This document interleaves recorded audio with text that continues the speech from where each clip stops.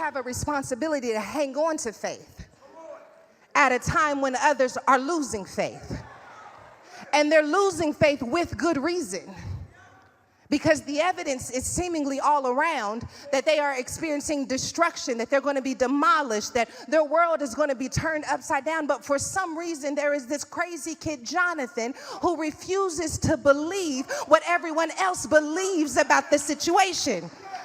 Oh God, if I do this right, there are going to be some people who walk out of this room who refuse to believe what the world is saying about the world. God, if I do this right, there are going to be some people who refuse to believe what everyone else is willing to believe about our families, about our education, about our judicial system. If I do this right, there's going to be about 2 or 3, and I only need 2 or 3, I'll tell you, who are going to be crazy enough to put their faith into action, because we cannot afford to be like those who shrink back in the face of adversity. We must be people who push forward even in the midst of utter chaos. If I do this right, it'll be about 1, maybe 2 of us who decide that it cannot happen on my watch. If I do this right, God says that it doesn't matter how many of them you get, because it doesn't matter whether God saves by many or by few. It could be just one of us who are willing to say, God, I refuse to believe what everyone else is willing to believe. I'm trying to protect.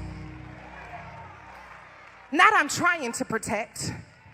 Jonathan must have made a decision that I will protect what I believe. I'm sorry, that felt good to me, because it's a lot of people trying to give up.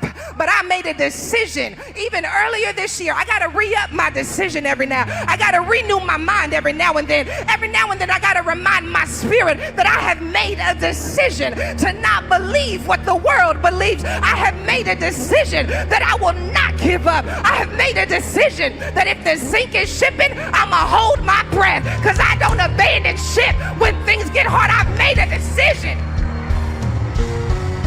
I don't abandon ship. I'm going to stay where God planted me. I'm going to believe what God said I'm supposed to believe. If God didn't switch up, I'm not switching up either. If God said stay planted, I'm 10 toes down on this thing. God, whatever you want to do in the earth.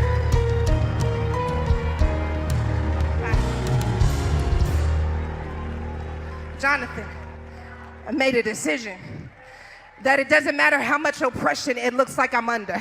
It doesn't matter how much systemic racism I may be under. I've made a decision that if God says that there will be deliverance for my family, if God says there will be deliverance for my people, if God said his kingdom will come and his will be done, I will not give up on what God